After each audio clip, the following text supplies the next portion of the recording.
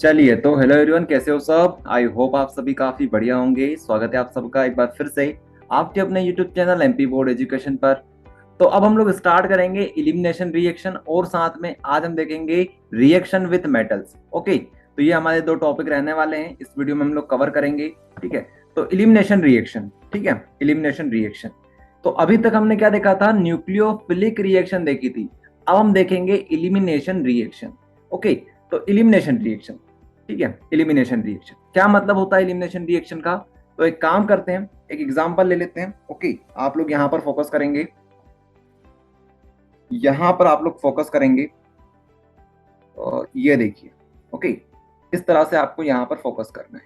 ये क्या चल रहा है हमारे पास, तो ये chemical reaction of halo alkanes चल रहा है। ठीक है, ये आपको पता होना चाहिए। तो chemical reaction of halo alkanes में हम लोग पढ़ रहे हैं इलिमिनेशन रिएक्शन। तीन प्रकार की हमें रिएक्शन पढ़नी होती है। न्यूक्लियोफिलिक पढ़नी होती है, उसके बाद इलिमिनेशन पढ़ते हैं हम लोग। ओके, उसके बाद लास्ट में आती है हमारे पास रिएक्शन विथ मेटल। ठीक है, तो अभी हम लोग ये पढ़ रहे हैं। ऊपर वाली रिएक्शन हमने कंप्लीट कर ली है। ये दोनों टॉपिक भी छोटे से टॉपिक है, फटाफट फिनिश हो जाएंगे। ओके, चलिए, तो इलिमिनेशन रिएक्शन का हमारे पास ये एग्जांपल है, यहां पर आप लोग देखेंगे। ओके, इलिमिनेशन का मतलब क्या होता है, इलिमिनेट हो जाना, किसी को बाहर निकाल देना।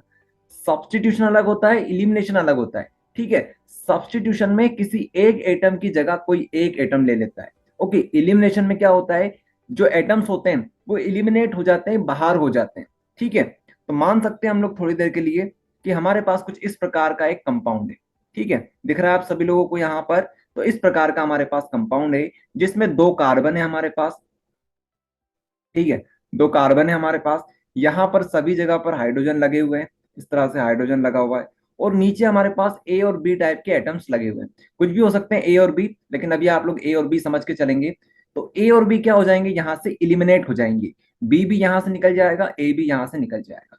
तो ए और बी यहाँ से निकल गए, तो बचा क्या हमारे पास, इस प्रकार का कंपाउंड हमारे पास बचेगा। देखिए, जैसे ही ए और बी निकलेंगे तो ये बॉन्ड जो होगी वो टूट जाएगी। ठीक है, ये बॉन्ड यहाँ से टूट जाएगी। ठीक है, तो दो बॉन्ड यहाँ से आसानी से टूट जाएगी, तो यहाँ पर ये क्या होगा, यहाँ पर एक डबल बॉन्ड का फॉर्मेशन हो जाएगा। ठीक है, डबल बॉन्ड का फॉर्मेशन हो जाएगा। यहाँ पर ये कहानी है। एक काम करते हैं, यहाँ पर एक बार और आपको समझा देते हैं। देखिए हुआ क्या, हमारे पास कुछ इस प्रकार से कार्बन एटम जुड़े हुए थे। ठीक है, इस प्रकार से हमारे पास कार्बन एटम जुड़े हुए थे। हमने क्या मान लिया, हमने ये मान लिया कि ये यहाँ पर ए है, यहाँ पर बी एटम है। ओके, यहाँ पे हाइड्रोजन हो सकता है, यहाँ पे हाइड्रोजन हो सकता है, यहाँ पे, यहाँ। ठीक है, तो अब हुआ क्या, यहां से ये ए बी बाहर हो गए, ए बी बाहर हो गए, इलिमिनेट हो गए। तो जैसे ही ए बी यहां से बाहर निकलेंगे तो यहां पर क्या होगा, यहां पर इसको बैलेंस करने के लिए हमें यहां पे डबल बॉन्ड लगानी पड़ेगी। तो यहां पर ये किस में कन्वर्ट हो गया है, एल्कीन में कन्वर्ट हो गया है। क्या बोलेंगे आप लोग, एल्कीन में कन्वर्ट हो गया है। डबल बॉन्ड मतलब एल्कीन। ठीक है, तो एल्कीन में हमने किसको कन्वर्ट कर दिया है भैया, तो ये वाले कंपाउंड को हमने एल्कीन में कन्वर्ट कर दिया है, ए बी को हमने बाहर निकाल दिया। ये बात यहाँ पे होती है। ठीक है, तो हमारे पास जो पॉइंट्स है उनको पढ़ लेते हैं। It convert saturated to unsaturated. ठीक है, सेचुरेटेड मतलब सिंगल बॉन्ड, अनसेचुरेटेड मतलब डबल बॉन्ड, ट्रिपल बॉन्ड, कुछ भी। तो यहाँ पे आपने क्या देखा, यहाँ पे आपने क्या देखा कि सेचुरेटेड से ही अनसेचुरेटेड बन रहा है। उसके बाद it is reverse process of addition. ये एक तरह से रिवर्स प्रोसेस है एडिशन की। इलिमिनेशन का मतलब अगर आप देखो तो ये रिवर्स प्रोसेस ऑफ एडिशन होती है। आप लोग खुद देख सकते हो। देखो, अगर आप लोग इस तरह से बात करोगे, ठीक है, राइट से लेफ्ट अगर आप लोग जाओगे तो क्या बोलोगे कि यहाँ पर ए बी जुड़ रहे होंगे। अरे ए बी इससे जुड़ रहा होगा तब जाके ये बना है, तो हम लोग इसको रिवर्स प्रोसेस बोल सकते हैं। ओके, और क्या बात होगी यहाँ पर, तो थर्ड वाली बात यहाँ पर यह है, spontaneous as at high temperature. Elimination reaction आपको कहाँ पे देखने को मिलती है, ये आपको देखने को मिलती है हाई टेम्परेचर के ऊपर। इलिमिनेशन रिएक्शन कहाँ पे देखने को मिलती है, आपको हाई टेम्परेचर पर देखने को मिलती है। नॉर्मल टेम्परेचर पे आपको इलिमिनेशन कभी नहीं देखने को मिलेगा। ठीक है, तो ये तीन पॉइंट है जो आपको याद रखने हैं, यही आपको एग्जाम में लिख के आने हैं। 2019 में, सुनिएगा ध्यान से, 2019 में यहां से 4 नंबर के लिए डायरेक्ट क्वेश्चन आया था। इलिमिनेशन रिएक्शन वहां पे समझानी होती है हमें, तो ये यहाँ पर इस तरह से आप लोग समझाएंगे। इसके बाद इलिमिनेशन के कितने प्रकार होते हैं उसके ऊपर हम बात करेंगे। उससे पहले इसको एक और नाम से जाना जाता है, alpha beta elimination. Alpha beta elimination. Okay, इतनी बात आपको सबको क्लियर हो गई है। साथ में आप लोग नोट करते चलें। ओके, तो यहां पर हमारे पास दो प्रकार की इलिमिनेशन रिएक्शन होती है जो कि हम लोग पढ़ाई करते हैं। एक हमारे पास E1 है, एक हमारे पास E2 है। क्या ये उसी प्रकार से जैसे हमने देखा था SN1 SN2? तो जी हाँ, SN1 SN2 की तरह बिल्कुल ये है। थोड़ा सा अंतर आ जाएगा, थोड़ा सा छोटा सा अंतर आ जाएगा, बाकी 95% पूरा वैसा का वैसा रहने वाला है। ठीक है, अब जिन लोगों ने SN1 SN2 नहीं पढ़ी है, पहले तो आप लोग वो पढ़ लीजिएगा। ठीक है, एक वीडियो हमने बना रखा है SN1 SN2 के ऊपर, काफी इंपॉर्टेंट है, बहुत इंपॉर्टेंट है। ठीक है, चलिए, तो E1 को आप लोग समझेंगे SN1 के साथ। किसके साथ? SN1 के साथ। तो SN1 में क्या होता था? कार्बोकेटाइन बनता था, तो यहाँ पर भी कार्बोकेटाइन बनेगा। उसका ऑर्डर क्या होता था? 3 डिग्री के लिए सबसे ज्यादा फेवरेबल होता था, उसके बाद 2 डिग्री, उसके बाद 1 डिग्री। तो यहाँ पर भी वैसा ही होगा। उसको फर्स्ट ऑर्डर बोलते थे, तो इसको भी हम लोग फर्स्ट ऑर्डर बोलेंगे। वहां पर वीक बेस यूज करते थे, तो यहाँ पर भी वीक बेस यूज करेंगे। We take polar protic solvent, तो वहां पर भी पोलर प्रोटिक लेते थे और यहाँ पर भी पोलर प्रोटिक लेंगे। आई इतनी बात आप सभी को समझ में? तो ये हमारे पास 5 पॉइंट तो हमारे हो गए भैया। ये 5 पॉइंट हमारे हो गए, कोई दिक्कत नहीं है। तो अंतर सिर्फ यहाँ पे ये होगा कि ये होगा भैया हाई टेम्परेचर के ऊपर। ठीक है, यहाँ पे टेम्परेचर का खेल है बस, यहाँ पे बस टेम्परेचर का खेल है, बाकी वो का वही है। ठीक है, तो इलिमिनेशन सिर्फ और सिर्फ हाई टेम्परेचर पे आपको देखने को मिलती है। कभी भी इलिमिनेशन करो तो यहाँ पर हाई टेम्परेचर लगा देना। बाकी इलिमिनेशन रिएक्शन SN1 के कंपेयर में इतनी इंपॉर्टेंट नहीं होती है। इलिमिनेशन के ज्यादातर क्वेश्चन नहीं आते हैं, तो आप बस इतना पढ़ लो, जितना आपको बता रहे हैं इतना काफी है। यहाँ पे आपको मैकेनिज्म देखने की कोई जरूरत नहीं है, क्योंकि आपको पता है कार्बोकेटाइन कैसे बनता है। ठीक है, ये सारी चीजें आपको पहले ही बता चुके हैं, तो यहाँ पर मैकेनिज्म लिखने की कोई भी जरूरत नहीं है। 4 नंबर में क्वेश्चन आएगा, तो बस आपको E1 में 4-5 पॉइंट लिख देना है, E2 में 4-5 पॉइंट लिख देना है, इतने में काम हो जाएगा आपका, नो प्रॉब्लम। ओके, चलिए, अब बात करते हैं E2 में। E2 की बात करते हैं, तो E2 को किससे कंपेयर करेंगे आप लोग? SN2 से कंपेयर करेंगे। ओके, चलिए, तो पहले आप लोग लिखोगे नो कार्बोकेटाइन इस फॉर्म। ओके, वहां पर भी नहीं बनता था, यहाँ पर भी कार्बोकेटाइन नहीं बनता है। वहां पर जो ऑर्डर होता था वो क्या होता था भैया? 1 डिग्री सबसे ज्यादा, फिर 2 डिग्री, फिर उससे सबसे कम 3 डिग्री। ठीक है, ये ऑर्डर हुआ करता था। लेकिन लेकिन लेकिन यही सबसे बड़ा डिफरेंस यहाँ पे बन जाता है। ठीक है, ये होता है भैया 3 डिग्री, 2 डिग्री, 1 डिग्री के लिए। मतलब छोटा सा याद रखना पड़ेगा आपको ये डिफरेंस, कि भैया E1, सॉरी, SN2 और E2, SN2 और E2 में एक सबसे बड़ा डिफरेंस ये है कि यहाँ पे जो ऑर्डर होता था 1 डिग्री, 2 डिग्री, 3 डिग्री, वो यहाँ पे फॉलो नहीं होता है। ठीक है, तो इसका मतलब ये हुआ E1 और E2 दोनों के दोनों 3 डिग्री के लिए बेस्ट होते हैं, 3 डिग्री के लिए बेस्ट होते हैं। ठीक है, अगर आप लोग बात करो SN1, तो SN1 भी 3 डिग्री के लिए था, E1 भी 3 डिग्री के लिए था, E2 भी 3 डिग्री के लिए था। तो बस SN2 जो बच गया वही है जो है किसके लिए? 1 डिग्री के लिए या 2 डिग्री के लिए। बाकी सभी किसके लिए है? 3 डिग्री के लिए। आया समझ में? It is second order reaction, strong base, there is a transition state, polar aprotic solvent eight high temperature. ठीक है, तो ये सारे पॉइंट वहीं से आपको मिल जाएंगे। ओके, सारे सेम है, तो आप लोग देख लीजिएगा। 7th पॉइंट आपको बता दिया है कि ये हाई टेम्परेचर भी ऑकर होगी। ओके, तो बस इस तरह से आप लोग लिख दीजिएगा, 4 नंबर में क्वेश्चन आएगा, इतना लिख देना आप लोग। ओके, चलिए, तो इस तरह से ये हमारा होता है कंप्लीट। चलिए, तो आगे हम बात करेंगे सेडजिफ रूल के ऊपर। ओके, ये हमारा एलिमिनेशन का ही टॉपिक है। ओके, तो फटाफट इसको डिस्कस कर लेते हैं। सेडजिफ रूल, जिस तरह से हमने मार्कोनिक एंटी मार्कोनिक पढ़ा था, आप लोगों को याद हो, मार्कोनिक रूल पढ़ा था हमने, खराश के इफेक्ट जिसको हम लोग एंटी मार्कोनिक रूल भी बोलते हैं, उसी तरह से सेडजिफ रूल भी हमारे पास एक रूल होता है जो कि हमें पढ़ना होता है। ठीक है, इलिमिनेशन रिएक्शन के ऊपर ये बेस्ड है। तो स्टार्ट करते हैं सेडजिफ रूल को, काफी इंपॉर्टेंट है, 2019 में ही आया था। In dehydrohallucination reaction, the preferred product is that alkene which has the greater number of alkyl group attached to the doubly bonded carbon atom। ठीक है, एक एक वर्ड का मतलब आपको समझाते हैं। सबसे पहले हम लोग समझेंगे इसका मतलब। डीहाइड्रोहेलोजिनेशन का मतलब क्या होता है? इसका मतलब डीहाइड्रोहेलोजिनेशन, हाइड्रो मतलब हाइड्रोजन, हेलोजन मतलब हेलोजन ग्रुप। ठीक है, तो क्या करेंगे हम लोग? एक ऐसा कंपाउंड बनाएंगे जिसमें हाइड्रोजन भी हो और हेलोजन ग्रुप भी हो। लेट्स से CH3 जो हमारे पास बना हुआ, उसका एग्जांपल हम लोग ले रहे हैं। ठीक है, तो यहाँ पर आपको हाइड्रोजन, कार्बन और क्या दिख रहा है? यहाँ पर आपको थोड़ी देर में क्या दिख जाएगा? ये Br भी दिख जाएगा। ठीक है, तो इस तरह से हमारे पास कार्बन हो गया, हाइड्रोजन हो गया, Br हो गया, मतलब हेलोजन ग्रुप हो गया। तो हाइड्रोजन भी यहाँ पर है, हेलोजन भी यहाँ पर है। अब डिहाइड्रो क्यों बोला इन्होंने? डी क्यों लगाया? इसके डी इसलिए लगाया क्योंकि यहाँ से हाइड्रोजन भी निकलने वाला है और हेलोजन भी निकलने वाला है। हेलोजन क्या है हमारे पास? Br है। तो ये दोनों यहाँ से निकलने वाले हैं। ठीक है, इलिमिनेट होने वाले हैं। ओके, तो जब हम लोग डीहाइड्रो हेलोजिनेशन करते हैं तो यहाँ पे क्या बनता है भैया, आपको बताया था एलिमिनेशन रिएक्शन में क्या बनता है, हमेशा एल्किन बनता है। ठीक है, एलिमिनेशन रिएक्शन में क्या बनेगा, एल्किन बनेगा। तो यहाँ पर एल्किन जो बनेगा कैसे बनेगा वो आपको दिखा देते हैं। ओके, यहाँ पर दो हाइड्रोजन लगे हुए हैं, काम करते हैं। एक हाइड्रोजन हम लोग इस तरह से लगा लेते हैं, कोई प्रॉब्लम नहीं होनी चाहिए। ठीक है, उसी तरह से यहाँ पर तीन हाइड्रोजन है, यहाँ पर दो कर देते हैं, और एक हाइड्रोजन हम लोग इस तरह से लगा लेते हैं, कोई प्रॉब्लम नहीं होनी चाहिए आपको, कोई प्रॉब्लम। ठीक है, इस तरह से हम लोग कर सकते हैं, केमिस्ट्री का नियम है। अगर हम लोग यहां से हाइड्रोजन को बाहर निकाल दें तो क्या होगा, कंपाउंड किस तरह से बनेगा, हीट कर दीजिए इसे, क्योंकि हाई टेम्परेचर पे ही होगी। ओके, तो यहाँ से कंपाउंड हमारे पास कुछ किस प्रकार का बनेगा।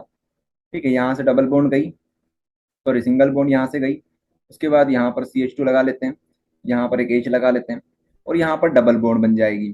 ठीक है, ये होने वाला है यहाँ पर। ठीक है, यहाँ से गई तो यहाँ पर बॉन्ड बन जाएगी, इतनी बात है। ठीक है, तो ये हमारे पास कंपाउंड बन गया। ये क्या बन गया हमारे पास, कंपाउंड बन गया। आया इतना समझ में। अच्छा, तो ऐसा होना जरूरी है क्या, ऐसा होना जरूरी है क्या, ऐसा भी तो हो सकता था। ठीक है, अब इसके नीचे हम लोग बना रहे हैं। ठीक है, अभी आपको समझा देंगे। ऐसा भी तो हो सकता था कि यहां से ये ना निकल कर ये यहां से निकल जाए HBr। ठीक है, हाइड्रोजन और हेलोजन ग्रुप कुछ इस तरह से निकल जाए तो कंपाउंड क्या बनेगा, CH3 CH2, फिर यहां पर क्या आएगा, CH डबल बॉन्ड CH2 बन जाएगा। ठीक है, ये रहेगा हमारे पास कंपाउंड। कार्बन बैलेंस कर लेते हैं, ठीक है, बैलेंस है यहाँ पर सब कुछ। ओके, तो ये हमारे पास कंपाउंड बन सकता है। तो पहला क्वेश्चन ये आता है, इन दोनों में से कौन सा बनेगा। तो इसका आंसर ये है कि दोनों कंपाउंड बनेंगे, दोनों के दोनों कंपाउंड बनेंगे। आप लोग इसको बैलेंस कर लेना, यहाँ पर दोनों कंपाउंड बनेंगे। ठीक है, क्योंकि केमिस्ट्री में ऐसा नहीं होगा कि आपको यहाँ पर एक ही कंपाउंड देखने को मिलेगा, यहाँ पर दोनों कंपाउंड मिलेंगे। ठीक है, ये होता है, ये पूरा थ्योरेटिकल सिस्टम है। तो आप लोग बस समझते चलो कैसे होता है अंदर की कहानी, ये बस अंदर की कहानी ही जानती है। ओके, ये केमिस्ट्री है, केमिस्ट्री में बस होता रहता है। हमसे बोला गया है कॉपी पुस्तक में कि भैया यहाँ पर दो कंपाउंड बनते हैं, इसका मतलब है कि यहाँ पर बने होंगे, इन्होंने एक्सपेरिमेंट किया होगा तब दो कंपाउंड यहाँ पे आए होंगे। तो उसी हिसाब से इन्होंने बोल दिया कि यहाँ पर दो कंपाउंड बनेंगे। अब इसका रीजन उन्होंने क्या बता दिया कि हम लोग जो टेम्परेचर यहाँ पर यूज कर रहे हैं उसके फैक्टर अनुसार यहाँ पर दो कंपाउंड बन रहे हैं। ठीक है, अब लेकिन दो कंपाउंड जो बनेंगे उनके कुछ रेशो होगा, उनका कुछ रेशो होगा। ज्यादा कौन सा बनेगा, कम कौन सा बनेगा, ये बात होती है। कौन सा ज्यादा अमाउंट में बनेगा, कौन सा कम अमाउंट में बनेगा, ये यहाँ पर बात होती है। सवाल ये होता है कि इन दोनों में से ज्यादा कौन सा बनेगा, सवाल ये नहीं होता कि इन दोनों में से कौन सा बनेगा, सवाल ये है कि इन दोनों में से ज्यादा कौन सा बनेगा। ठीक है, तो देखिए, ऐसा कहा जाता है सेड्स रूल के अनुसार कि वो वाला एल्किन बनता है डिहाइड्रो हेलोजिनेशन रिएक्शन में जिसमें ज्यादा एल्काइल ग्रुप डबल बॉन्ड से डायरेक्टली अटैच हो। ठीक है, तो डबल बॉन्ड हमारे पास ये है, डबल बॉन्ड यहाँ पे हमारे पास, और नीचे वाले कंपाउंड में डबल बॉन्ड हमारे पास यहाँ पे है। ठीक है, तो इनसे आप लोग ध्यान दीजिए, इनमें आप लोग ध्यान देंगे तो यहाँ पर एक एल्काइल ग्रुप जुड़ा हुआ है, यहाँ पर एक, और ये हमारे पास एक एल्काइल ग्रुप है दो। तो इस वाली डबल बॉन्ड के साथ दो एल्काइल ग्रुप जुड़े हुए हैं, यही हमारे एल्काइल ग्रुप। ठीक है, ये मिथाइल ग्रुप, ये भी मिथाइल ग्रुप। यहाँ पर अगर आप लोग देखोगे तो कितने एल्काइल ग्रुप हमारे पास जुड़े हुए हैं, ये पूरा एक एल्काइल ग्रुप है। ठीक है, ये वाली बॉन्ड से एक एल्काइल ग्रुप जुड़ा हुआ है, इसका हम लोग क्या बोलेंगे, इथाइल ग्रुप बोलेंगे। ठीक है, तो यहाँ पर सिर्फ एक एल्काइल ग्रुप है। तो ज्यादा किस में जुड़े हुए हैं, तो ज्यादा एल्काइल ग्रुप हमारे पास ऊपर वाले में जुड़े हुए हैं। ठीक है, ऊपर वाले में हमारे पास दो एल्काइल ग्रुप है, नीचे वाले में हमारे पास सिर्फ और सिर्फ एक एल्काइल ग्रुप है। तो इसके अनुसार हमारे पास वो वाला एल्कीन ज्यादा बनेगा जिसमें ज्यादा alkyl group directly double bond से अटैच हो। ठीक है, ये रहेगा। तो इसका नाम क्या हो जाएगा, चार कार्बन है तो हम लोग क्या बोलेंगे, ब्यूट। ठीक है, डबल बॉन्ड के कहां पर है, तो सेकंड नंबर पर डबल बॉन्ड है, तो यहाँ पर हम लोग आएंगे टू, यहाँ पर ENE लगा देंगे, ब्यूटीन बन जाएगा। इसको तो आप चाहो तो डायरेक्ट लिख सकते हो, ब्यूटेन लिख सकते हो, ब्यूटीन लिख सकते हो, लेकिन आप चाहो तो इस तरह से भी लिख सकते हो। ठीक है, यहाँ पर देखिए, ब्यूट वन इन भी लिख सकते हो, ब्यूटेन डायरेक्ट भी लिख सकते हो, क्योंकि यहाँ पर हमारे पास फर्स्ट नंबर पे ही डबल बॉन्ड आ चुकी है, यहाँ पर सेकंड नंबर पर थी डबल बॉन्ड। ओके, तो आया समझ में आप सभी को नियम क्या बोलता है। तो रेशो हमारे पास ये होता है कि 80% ये बनेगा और 20% ये बनेगा, ज्यादा स्टेबल ये होगा, कम स्टेबल ये होगा। ओके, ये बात होती है। अब आप लोग से नोट कर लीजिए, पूरे अच्छी तरह से समझा दिया आपको सारी चीजें। अगर आपको एक बार में समझ में नहीं आया तो वीडियो को रिवाइंड कर ले, थोड़ा सा पीछे कर लें, तो आपको समझ में आ जाएगा। वैसे इतना मुश्किल नियम नहीं है, सिंपल सा नियम है कि भैया डिहाइड्रो हेलोजिनेशन अगर होता है, ठीक है, तो हमारे पास वो वाला एल्किन बनता है जिसमें एल्काइल ग्रुप ज्यादा अटैच हो। किससे अटैच हो, तो डबली बॉन्डी कार्बन एटम से अटैच हो। ठीक है, चलिए ओके। तो आगे हम लोग इसी को कंटिन्यू थोड़ा सा और कर सकते हैं। सेडजी फ्रूल ये आपको हमने समझा दिया है। इसके ऊपर एक बेहतरीन सा हमारे पास क्या है, ये हमारे पास कन्वर्जन है। तो ये कन्वर्जन किस प्रकार से है, ये कन्वर्जन हमारे पास है ब्यूट वन इन से ब्यूट टू इन में। अच्छा, कन्वर्जन आप सभी समझते हैं क्या होते हैं कन्वर्जन? कन्वर्जन का मतलब होता है एक से ज्यादा स्टेप में रिएक्शन का होना, एक से ज्यादा स्टेप में एक गिवन कंपाउंड को बनाना।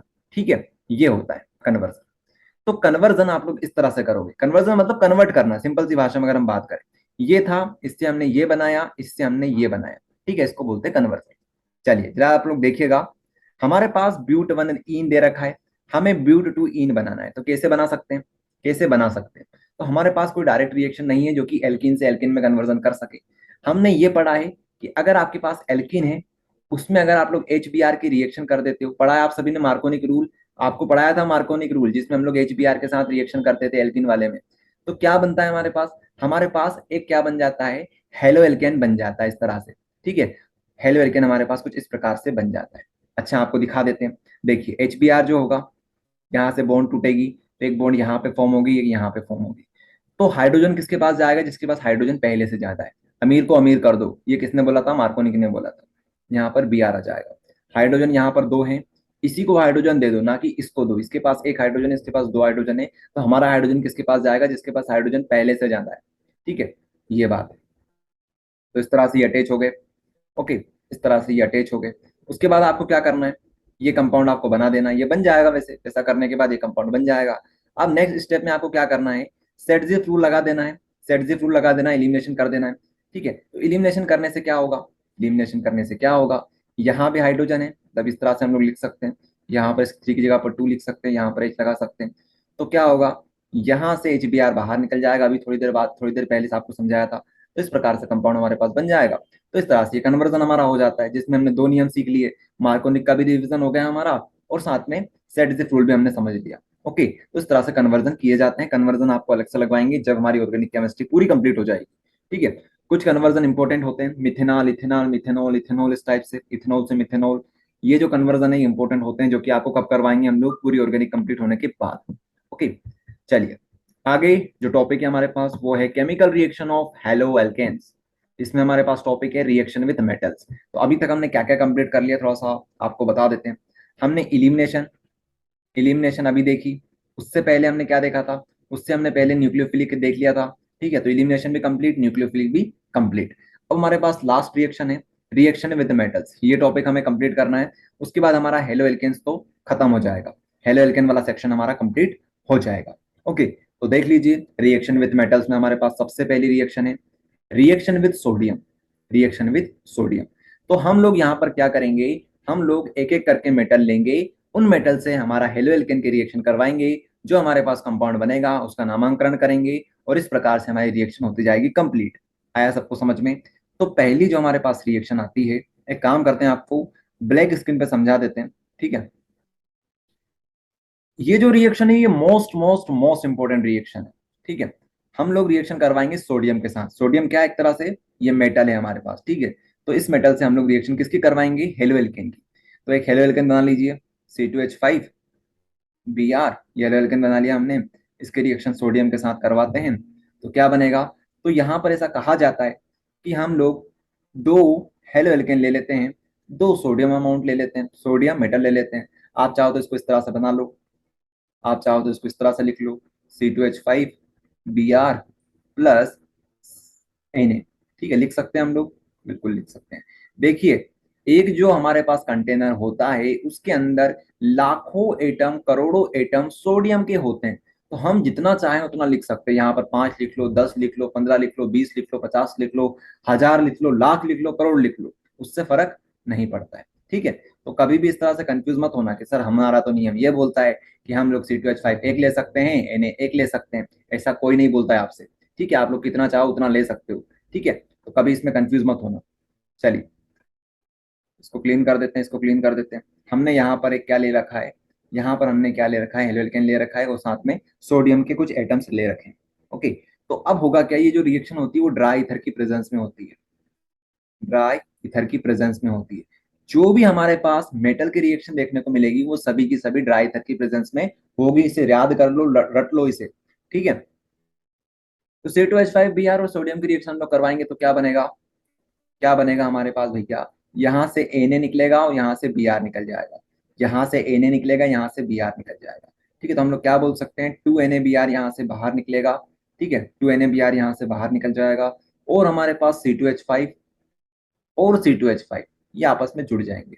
अच्छा, C2H5 और C2H5 आपस में जुड़ जाएंगे और ये हमारे पास मेन कंपाउंड बनेगा। और अगर आप इसे ध्यान से देखोगे तो ये क्या है, ये हमारे पास एल्केन है। क्या है हमारे पास, ये एल्केन है, ठीक है। आप लोग चाहो तो इसका स्ट्रक्चर बना के देख सकते हो, चाहो तो इसका फॉर्मूला से कंपेयर कर सकते हो।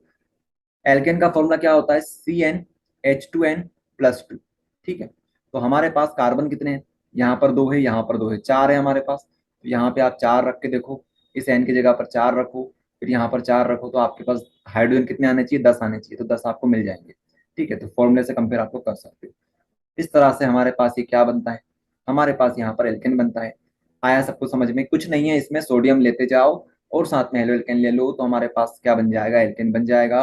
ओके, तो इस रिएक्शन का नाम होता है एक, जिसे हम बोलते हैं वुड्स रिएक्शन, वुड्स रिएक्शन, ठीक है, वुड्स रिएक्शन। इस रिएक्शन का नाम क्या है, वुड्स रिएक्शन। ये मोस्ट इंपोर्टेंट रिएक्शन है, बहुत इंपोर्टेंट रिएक्शन है। इस रिएक्शन के बारे में आप लोग आगे भी पढ़ोगे, इस रिएक्शन के बारे में आप लोग आगे भी पढ़ोगे, बार बार ये रिएक्शन आएगी आपके सामने, इसलिए आपसे बोल रहे हैं एक बार समझ लो इसे, आगे आपको आसानी से ये समझ में आ जाएगी। आ गया समझ में वुड्स रिएक्शन किस तरह से काम करती है। ड्राई ईथर आपको लेना है क्योंकि हम लोग मेटल की रिएक्शन पढ़ रहे हैं, ठीक है। चलिए, तो ये हो जाएगा। आगे हम लोग बात करें, आगे हम लोग बात करते हैं रिएक्शन विद जिंक के साथ। अब देखो, अब देखो, ये रिएक्शन भी सेम उसी की तरह है। यहाँ पर हम लोग सोडियम की जगह पर जिंक ले लेंगे। अब जिंक जो होता है, जिंक खुद खुद में अपने आप में दो वैलेंसी बना सकता है, ठीक है, दो वैलेंसी बना सकता है। तो हमें यहाँ पर दो जिंक लेने की जरूरत नहीं होगी, जिस तरह से हमने सोडियम में लिया था वैसे लेने की जरूरत नहीं है। एक जिंक ही दोनों एक्स ग्रुप को संभाल लेगा, Br ग्रुप को संभाल लेगा, ठीक है। तो इसलिए हमारे पास Zn(X2) तो बाहर निकल जाएगा, और ये जो R है और ये R है, ये आपस में फिर से जुड़ के एल्केन बना लेंगे, ठीक है। तो सेम वही रिएक्शन है, उसी तरह से रिएक्शन है, बस हमने यहाँ पर जिंक ले रखा है। ड्राई ईथर यहाँ पर भी लेना है क्योंकि जिंक भी मेटल होता है। ओके, तो ये रहेगा कि अभी आप लोग कर सकते हो, कर लोगे आप सभी लोग, जिंक और X2 लिख देना यहाँ पर, जिंक Cl2 लिख देना, क्योंकि जिंक दो वैलेंसी बना सकता है। हमारा जो सोडियम था पहले, वो सिर्फ एक वैलेंसी बनाता था, इसलिए हमें दो सोडियम लेने की जरूरत पड़ रही थी। ओके, चलिए, तो इस रिएक्शन का नाम है फ्रैंकलैंड रिएक्शन, ये आप लोग नोट कर लीजिए, फ्रैंकलैंड रिएक्शन, ठीक है। ये जो होती है जनरल होती है, जनरल रिएक्शन होती है, ये हमारे पास एग्जाम्पल होता है, ठीक है। तो कुछ लोग डाउट में आ जाते हैं कि हमें कौन सी रिएक्शन नोट करनी है, तो भैया आपको दोनों रिएक्शन नोट करनी है, ऊपर की भी और नीचे की भी, ठीक है। तो अगली रिएक्शन है हमारे पास reaction with magnesium, reaction with magnesium, reaction with magnesium, ठीक है। ड्राई ईथर तो हम लोग लेंगे ही लेंगे, अब इसे तो याद ही कर लो आप लोग कि ड्राई ईथर तो हम लोग लेंगे ही लेंगे, तो इसको आप लोग यहाँ समझिएगा, ठीक है। रिएक्शन विथ मैग्नीशियम मतलब Mg के साथ हम लोग रिएक्शन करवाएंगे। तो ले लीजिए अपना C2H5Br, ठीक है, हेलो एल्केन हमने ले लिया। इसकी रिएक्शन हम लोग किसके साथ करवा देंगे, Mg के साथ करवा देंगे, ठीक है। तो क्या लेंगे हम लोग यहाँ पर, डिराई ईथर, डिराई ईथर, ठीक है, ड्राई ईथर। अब आप लोग क्या देखोगे यहाँ पर ये स्पेशल रिएक्शन है, यहाँ पे ये जो रिएक्शन है ये मोस्ट इंपॉर्टेंट रिएक्शन भी है, साथ में ये स्पेशल रिएक्शन भी है। इसकी एक कहानी भी है, इसकी एक कहानी भी है। इसको जिसने डिस्कवर किया उसका नाम था ग्रिगनार्ड, ग्रिगनार्ड, ग्रिगनार्ड, ठीक है, ग्रिगनार्ड। इन्होंने इस रिएक्शन को डिस्कवर किया था, और इसी के लिए, इसी रिएक्शन के लिए इन्हें नोबेल प्राइज मिला था, नोबेल प्राइज मिला था, नोबेल प्राइज मिला था, ठीक है। नोबेल प्राइज इन्हें इस रिएक्शन के लिए मिला था। क्या आपसे ये पूछा जाएगा कि इनको नोबेल प्राइज मिला था या नहीं मिला था, तो ये आपसे नहीं पूछा जाएगा, लेकिन आपकी जानकारी के लिए हमने ये आपको बता दिया, ठीक है। तो मतलब ये कितनी इंपॉर्टेंट रिएक्शन है। अच्छा, तो ये रिएक्शन इतनी इंपॉर्टेंट है कि इनको नोबेल प्राइज मिल गया, तो इसका मतलब ये होता है इस रिएक्शन से हम लोग काफी सारे अलग अलग कंपाउंड बना सकते हैं, वैरायटी के कंपाउंड बना सकते हैं। तो ये बात में पूरी तरह से सच्चाई है। ओके, ऐसा होता है। ग्रिग्नार्ड रिएजेंट, रिएजेंट जो होता है, अभी आपको बताएंगे ग्रिग्नार्ड रिएजेंट क्या होता है। तो ग्रिग्नार्ड जो रिएजेंट होता है उसकी हेल्प से केमिस्ट्री में काफी सारे कंपाउंड बनाए जाते हैं। आगे आप लोग खुद देख लोगे आने वाले चैप्टर्स में कि ग्रिग्नार्ड रिएजेंट कितना काम का कंपाउंड है, ठीक है। तो ये बात होती है। तो देखिए ग्रिग्नार्ड रिएजेंट हम लोग बनाएंगे, मतलब जो कंपाउंड हमारा प्रोडक्ट हमारे पास जो बनेगा उसी को हम लोग ग्रिग्नार्ड रिएजेंट बोलते हैं। तो अब प्रोडक्ट आपको कैसे बनाना है, ये जो Mg है इसको आपको यहाँ पर बीच में फिट कर देना है, इस बीच में यहाँ पर फिट कर देना है, तो बन जाएगा ग्रिग्नार्ड का रिएजेंट। ठीक है, ये होता है यहाँ पर। अच्छा, कुछ लोग यहाँ पर सोच रहे होंगे कि यहाँ पर हमें 2 लेना है क्या? नहीं लेना है आपको 2 यहाँ पर, क्योंकि उसके बिना भी काम हो जाएगा। तो यहाँ पर आएगा C2H5 Mg और यहाँ पे आ जाएगा Br। ठीक है, ये हमारे पास कंपाउंड बनता है, इसी को बोलते हैं ग्रिग्नार्ड का रिएजेंट। ग्रिग्नार्ड का ग्रिग्नार्ड का रिएजेंट, ग्रिग्नार्ड का रिएजेंट। ठीक है, ग्रिग्नार्ड का रिएजेंट। ठीक है, ethyl magnesium bromide, ethyl magnesium bromide, ये इसका नाम हो जाएगा, इथाइल मैग्नीशियम हैलाइड। ठीक है, तो आप चाहो तो उसको लिख लेना, इथाइल मैग्नीशियम हैलाइड। ओके, सब कुछ लिखा हुआ है नोट्स में, वहां पे आपको मिल जाएगा। पहले आप लोग रिएक्शन समझ गए किस तरह से हुआ, Mg को कहां पटकना है, बीच में। Mg कहां जाएगा, इनके बीच में, दोनों के बीच में। ठीक है, तो बीच का बिच्छू ये बन जाएगा। ओके, ग्रिग्नार्ड रिएजेंट समझ में आ गया किस तरह से काम करेगा। चलिए, ओके, तो थोड़ी सी प्रैक्टिस कर लेते हैं। बताइए बताइए यहाँ पे क्या होगा, बताइए यहाँ पे क्या होगा। C2H5Cl प्लस Na, अगर हमारे पास दे रखा हो यहाँ पर 2 और यहाँ पर 2। ठीक है, एक काम करते हैं, यहाँ पर हम लोग ये नहीं लगाते हैं, हम लोग यहाँ पर CH3 लगा देते हैं। तो बताइए किस तरह का कंपाउंड बनेगा, हम लोग बता देते हैं आपको। ठीक है, तो आपका आंसर ये होना चाहिए कि यहाँ पर क्या बनेगा। सबसे पहले तो यहाँ पर कुछ नहीं होगा जब तक हम लोग ड्राई ईथर नहीं लिखेंगे। ठीक है, तो ड्राई ईथर हमने लिख लिया। उसके बाद क्या होगा, यहाँ से NaCl बाहर निकलेगा, 2 अमाउंट ऑफ NaCl बाहर निकलेगा। उसके बाद यहाँ पर CH3, यहाँ पर CH3 बन जाएगा। इसको हम लोग क्या बोलेंगे, इसको हम लोग बोलेंगे इथेन। इथेन हमारे पास बनेगा। इतनी बात हमें समझ में आई। उस रिएक्शन का अगर आपसे नाम पूछे तो क्या बोलोगे, WURTZ, वुड्स रिएक्शन। ठीक है, वुड्स रिएक्शन। चलिए, तो ये बात हो गई, प्रैक्टिस करवा दी आपकी। इसी तरह से आप लोग भी प्रैक्टिस करा करो। ओके, तो ये हमारा टॉपिक होता है यहाँ पर फिनिश। हेलो एल्केन हमने पूरा देख लिया है। अब हमारे पास टॉपिक अगला आता है हेलो एरीन। उसके बाद हम लोग देखेंगे poly halogen compound. Okay, poly halogen compound.